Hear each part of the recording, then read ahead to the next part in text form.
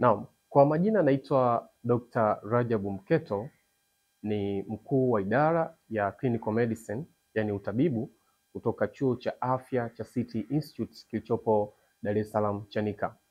Leo katika kipindi cha afya yangu kutoka Nakivona, tutakwenda kuzungumzia kuhusu ugonjwa sugu, ugonjwa wa kisukari. Tunaofahamu ugonjwa huu, lakini kitaalamu ugonjwa huu tunauita unajulikana kama diabetes mellitus au DM.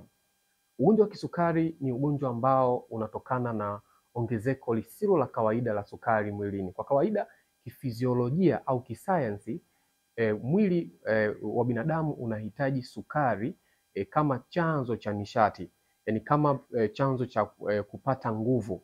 Unapokuwa unafanya shughuli mbalimbali, unatembea, unalima, unakimbia, shughuli yoyote hata ambayo inahusisha utumiaji wa akili pia, uko darasani, unafanya zoezi la hesabu na kadhalika, mwili unahitaji sukari. Ubongo wako unautumia sukari kwa asilimia kubwa sana, kwa sababu sukari hili inapoingia mwilini inaenda kuunguzwa na seli ili kuweza kuzalisha nishati. Sasa inapotokea sukari hii mwilini ikazidi, yani ikawa katika kiwango kikubwa ambacho sio cha kawaida, unaweza kudondokea kwenye tatizo la hatari, tatizo la kisukari. Na ugonjwa wa kisukari ni miongoni mwa magonjwa ambayo ni sugu, na ni ugonjwa hatari kwa sababu ya complications zake, madhara ambayo yanaweza unaweza kuyapata ukipatwa na tatizo hili la kisukari. Miongoni mwa madhara ambayo yanaweza kujitokeza unapokuwa umepata ugonjwa wa kisukari ni ikiwemo madhara ambayo yanaweza kujitokeza kwa muda mrefu. Yani kisukari ikiwa nacho kwa muda mrefu, yani akijadhibitiwa kwa muda mrefu, unaweza ukapata madhara ambayo yako mengi, lakini kwa uchache labda tuzungumze.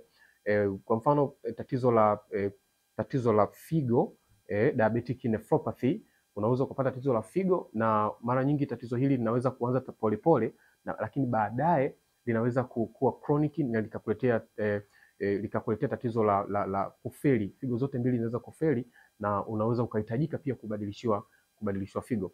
Lakini tatizo jingine ambalo linaweza kujitokeza kwa mgonjwa ambaye ana kisukari ni tatizo la ED, erectile dysfunction, kwa wanaume.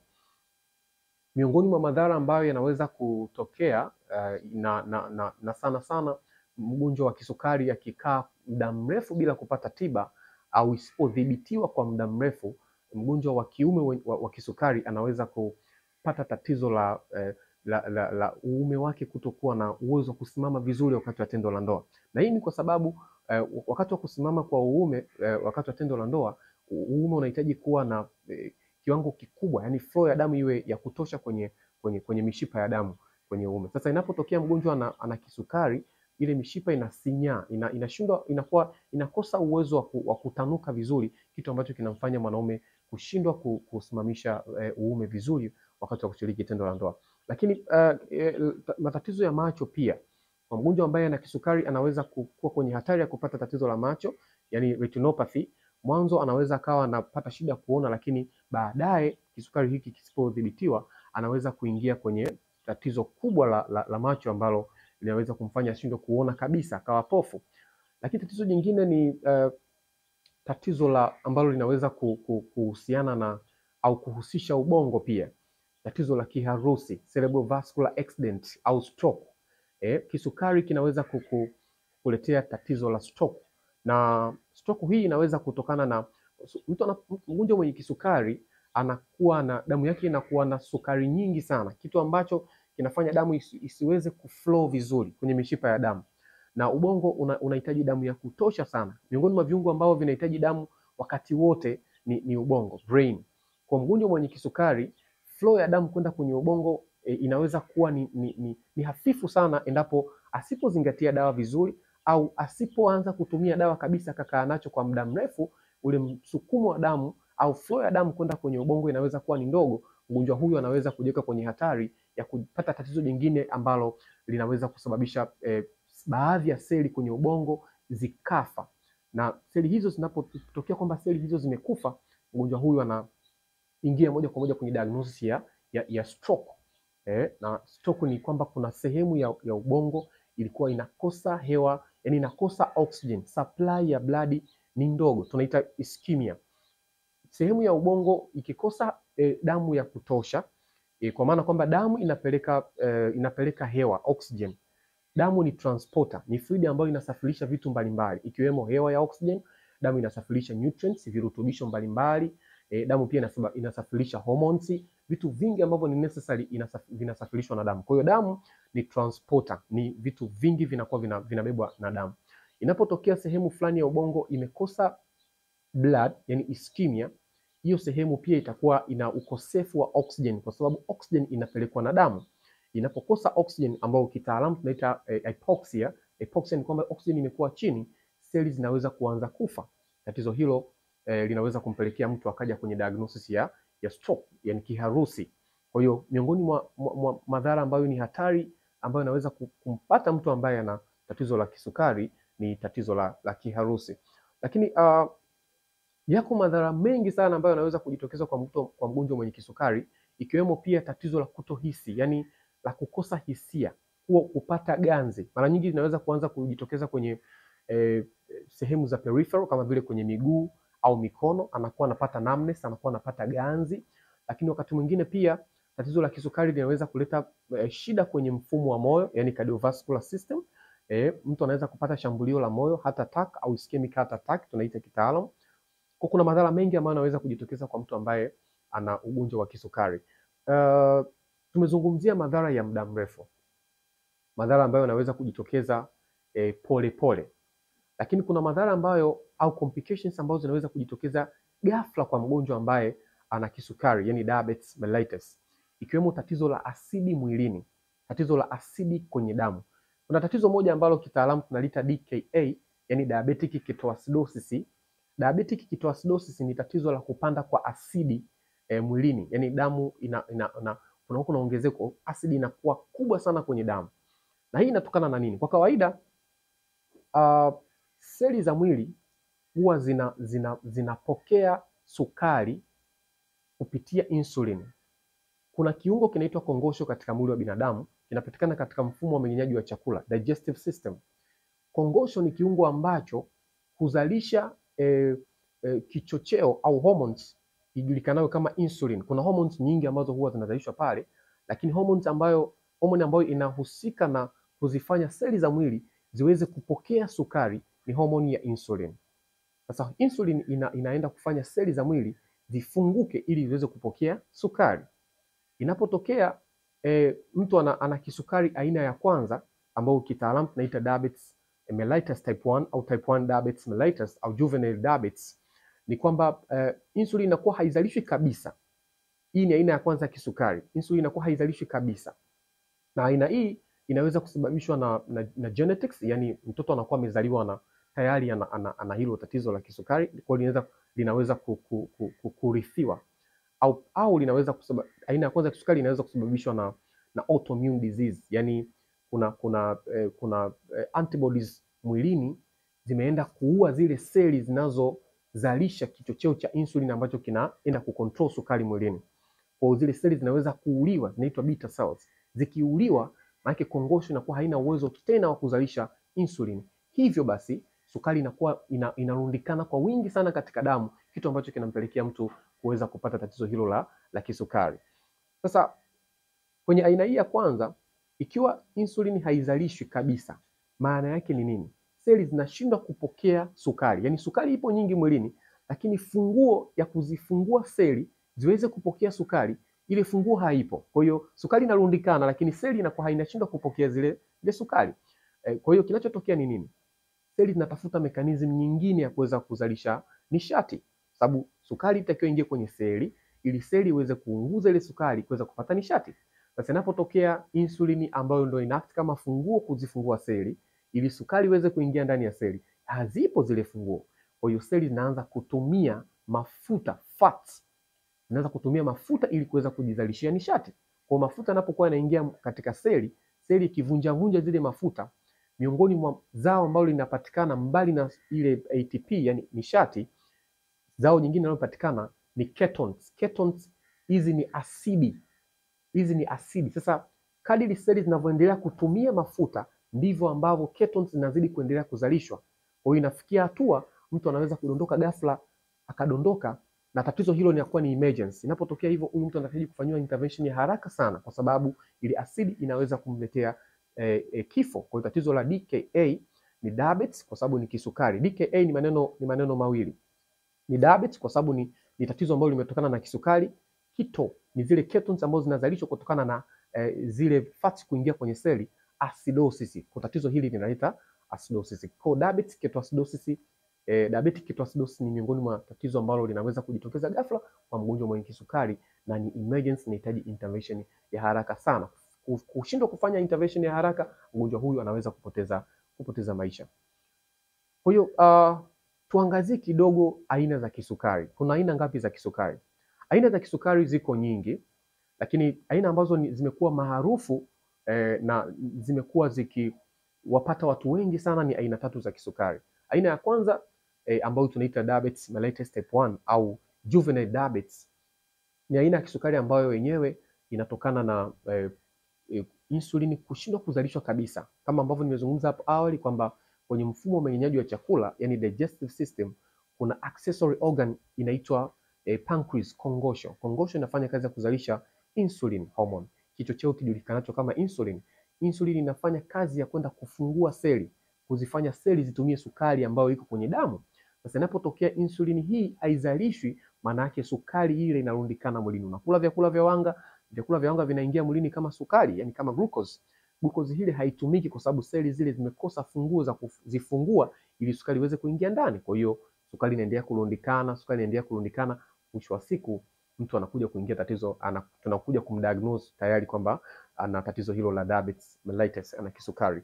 Kwa moja linaweza kutokana na tatizo hili la type 1, linaweza kuwa ni genetic, kurithiwa, au inaweza kuwa ni autoimmune disease, yani kuna antibodies ambazo, kuna seli ambazo zinashambuliwa katika, unajua insulini kwenye kongosho zinazalishwa na aina fulani ya seli zinaitwa beta cells.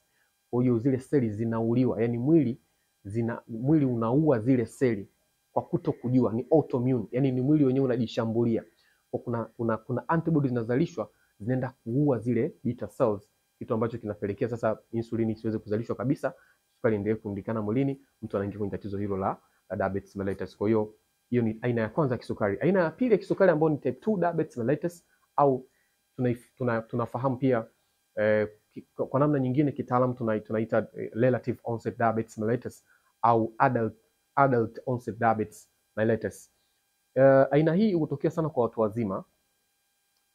Tatizo hili la aina hii ya pili ya kisukari inatokea sana kwa watu wazima, na hii mara nyingi inasababishwa na nini? Hii insulin inazalishwa, yani kongosho inazalishwa, kongosho inazalisha insulin kama kawaida. Ni tofauti na type 1 ambapo insulin haipo, lakini kwenye type 2 kongosho inazalisha insulin kama kawaida. Tena kwenye hatua ya mwanzo insulin inazalishwa nyingi sana, ila kinachotokea kwenye aina ya pili ya kisukari ni kwamba zile seli hazisensi uwepo wa insulin katika mwili, yani funguo zinazalishwa kwenda kuzifungua seli zitumie sukari, lakini seli za mwili hazisensi uwepo wa funguo, kitu ambacho kinafanya sukari iendelee kurundikana mwilini kwa sababu zile seli hazina mwitiko wa zile insulin. Kwa sukari inaendelea kurundikana mwilini, na baadaye kongosho inachoka, yani ilizalisha kwa wingi lakini ile insulin haizalishwi, baadaye zile beta cells zinashindwa kuzalisha kiwango cha kutosha cha insulin, kinaanza kupungua. Kwa baadaye kiwango cha insulin pia kinapungua. Sasa sababu za ugonjwa huu wa kisukari ni zipi? Kabla tuenda kuangalia sababu za ugonjwa wa kisukari, naomba nigusie kidogo aina ya 3 ya kisukari ambayo tunaita gestational diabetes. Aina hii ya kisukari huwa inatokea kwa kina mama wajawazito, na mara nyingi kuanzia wiki 20 ya ujauzito. Ile wiki 20 ya ujauzito, mara nyingi wamama wengi sana, tafiti zimekuwa zikionyesha wengi wanakuwa wanaanzia pale. Visukari ambavyo vinatokea vina develop wakati wa ujauzito kuanzia wiki 20 ya ujauzito. Sababu za kisukari ni zipi? Sababu aina ya kwanza nimeshaelezea tayari kwamba inaweza kuwa ni genetic au inaweza kuwa ni ugonjwa ambao unaweza kushambulia zile cells ambazo zinazalisha insulin. Sababu za ugonjwa wa kisukari type 2 ziko nyingi, lakini naomba nizungumze chache. Aina ya pili ya kisukari inaweza kuletwa na tatizo la uzito mkubwa au obesity, overweight. Kuwa na uzito uliopitiliza. Ukiwa na uzito uliopitiliza au tunasema tatizo la accumulation kubwa ya mafuta mwilini, inaweza kupelekea au unaweza kuwa kwenye hatari ya kupata tatizo sugu au ugonjwa sugu wa kisukari, diabetes mellitus. Inatokeaje? Unapokuwa na mafuta mengi mwilini, mafuta yanapokuwa mengi mwilini huwa yana tabia yanaingia kwenye seli za mwili. Yanapoingia kwenye seli za mwili yanaenda kusababisha cytotoxicity, yani inaleta usumu katika seli. Yakileta usumu katika seli zinafanya seli zishindwe kuutilize sukari. Mafuta yanapokuwa mengi mwilini yanafanya seli za mwili zishindwe kuutilize, kutumia sukari, kwa sababu yanapenya, yanaingia kwenye seli, yanafanya kuwe na usumu ndani ya seli. Kitaalamu tunaita cytotoxicity, kitu ambacho kinafanya sasa seli za mwili zisiweze kutumia sukari. Kwa hiyo tatizo la obesity ni miongoni mwa sababu maarufu kwa watu wengi sana, hata kitafiti duniani ni sababu kubwa sana ya diabetes mellitus type 2. Watu wengi ambao wanapata kisukari, wagonjwa wengi ambao wanakuja hospitali, wengi ni sukari inakuwa imetokana na kuwa na uzito mkubwa. Lakini sababu nyingine ni kutokuwa na tabia ya kufanya mazoezi, yani kutokuwa na ratiba ya kufanya mazoezi. Kukosa kufanya mazoezi kunafanya mwili uweze kurundika. Unajua sukari inapokuwa nyingi mwilini, sukari ina kiwango fulani pia cha sukari kinabadilishwa. Kinapokuwa nyingi mwilini na hakitumiki, na ile kiwango kilichozidi kinabadilishwa kuwa mafuta. Ukibadilishwa kuwa mafuta kinaweza kukuweka kwenye hatari ya kile kiwango ambacho kibadilishwa kuwa mafuta, inaweza kuweka kwenye hatari moja ya kuingia kwenye tatizo la uzito mkubwa, ambapo baadaye ukaingia kwenye kisukari. Lakini pia moja kwa moja hali hiyo inaweza pia ikakufanya ukaingia kwenye tatizo hilo la kisukari. Kwa hiyo kutofanya mazoezi. Lakini sababu nyingine ya ugonjwa huu wa kisukari ni family history.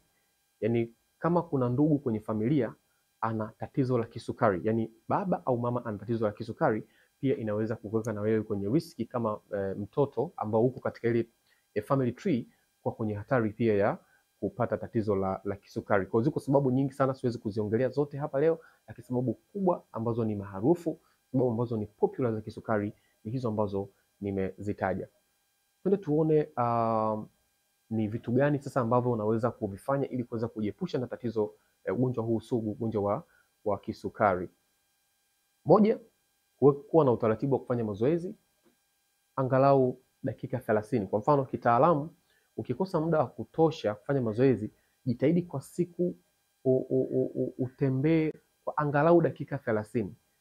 Yani zile movement zako, umetoka hapa umeenda pale, umetoka pale umeenda kule, jitahidi kama unaweza kutembea, ni vyema na ni bora zaidi kiafya kuliko ukawa ni mtu wa kutumia bodaboda. Umetoka hapa distance ndogo umepanda bajaji, umetoka hapa distance ndogo umepanda gari. Kama unaweza ukatembea ni muhimu sana, inasaidia sana kuweza kufanya mwili uweze kuunguza, kuutilize ile sukari ambayo iko mwilini iweze kutumika, badala ya kukonvertiwa kuwa mafuta inatumika. Sasa ikitumika manake wewe inakuweka kwenye mstari ambao au upande ambao ni salama zaidi.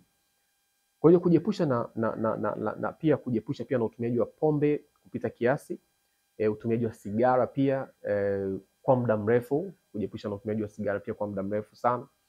Lakini kingine kwenye issue ya lishe, vyakula, kujiepusha kutumia vyakula ambavyo vina fats, vina mafuta kwa wingi sana, pia inaweza kukuweka kwenye hatari ya kupata.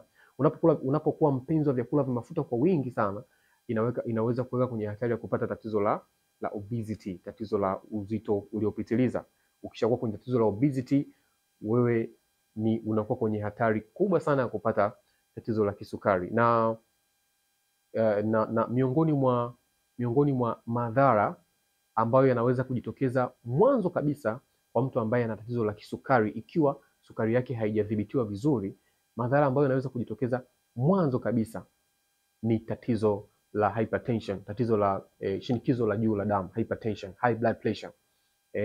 Na hii ni kwa sababu kama ambavyo nimesema kwamba mtu mwenye kisukari mishipa anakuwa na arterial vasoconstriction, mishipa inakuwa inasinyaa, ina narrow, inakuwa membamba sana, na kitu ambacho kinafanya msukumo wa damu uwe mkubwa, lakini pia damu yake inakuwa nzito kwa sababu kuna concentration kubwa ya sukari, kitu ambacho kinafanya msukumo wa damu uwe mkubwa sana, na baadaye inaweza kumweka kwenye hatari ya kupata tatizo la hypertension, shinikizo la juu la damu. Kwa kikubwa ni shauri tuwe na utaratibu wa kufanya mazoezi, lakini pia tuwe na utaratibu wa kucheki afya, ikiwezekana kila baada ya mwezi, lakini kama itakuwa ngumu basi jiwekee utaratibu hata kila baada ya miezi mitatu unaenda kufanya check up ya afya, unacheki pia blood pressure, msukumo wa damu, unaangalia pia kiwango chako cha sukari, pia ni muhimu sana. Utaratibu kujiwekea pia muda wa kutosha kwenye kupumzika, pia kujipa muda kurudi kwenye vyakula vya asili, kutumia vyakula vya mboga mboga, kula matunda ni muhimu sana, na inaweza kukusaidia sana kujiepusha na magonjwa mengi ambayo ni sugu. Ugonjwa wa kisukari ni ugonjwa ambao ni ugonjwa ambao umekuwa ukiathiri watu wengi, lakini ni ugonjwa miongoni mwa magonjwa hatari, magonjwa ambayo ya muda mrefu, magonjwa sugu. Kisukari ni miongoni mwa magonjwa ambayo ni hatari sana. Wakati mwingine kisukari imekuwa ikitolewa mfano, yani imekuwa ikitolewa mfano kwamba kisukari huenda, zipo studies ambazo ziliwahi kufanyika zilionyesha kwamba kisukari ni ugonjwa hatari kuliko magonjwa baadhi ambayo ni ambukizi, ikiwemo ugonjwa wa HIV, yani ugonjwa wa upungufu wa kinga mwilini.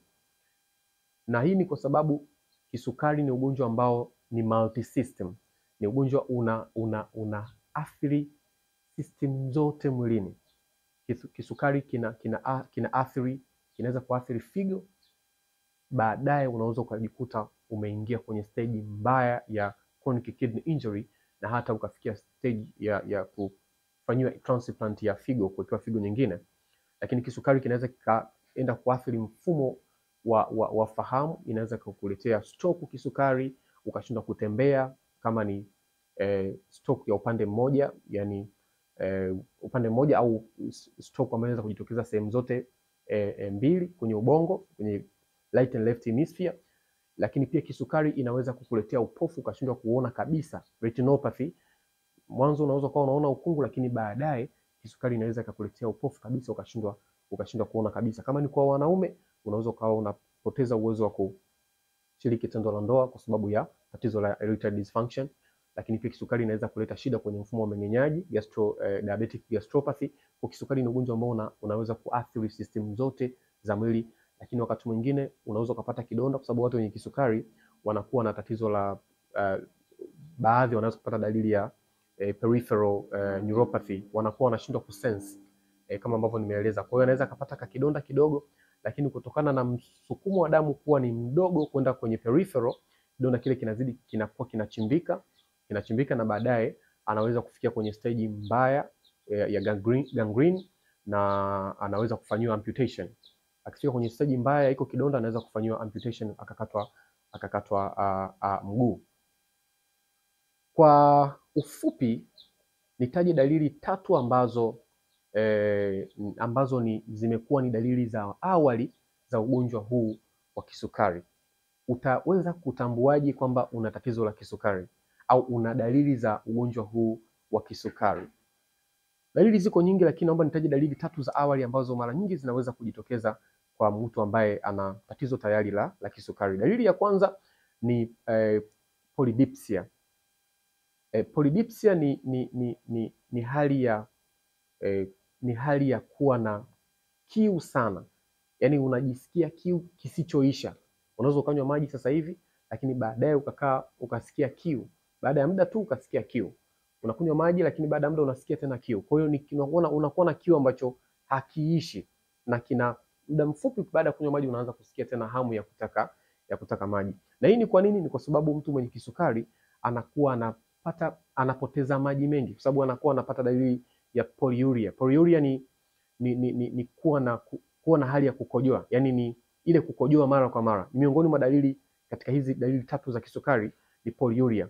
Mtu mwenye kisukari anakuwa na anaweza kupata hiyo hali ya kukojoa mara kwa mara, polyuria, anakojoa mara kwa mara. Na ni kwa nini? Kwa sababu sukari pale kwenye kidney, kwenye figo inakuwa haichujwi, hainyonywi, haifyonzwi kuingia mwilini, kwa sababu mwilini tayari kuna sukari nyingi.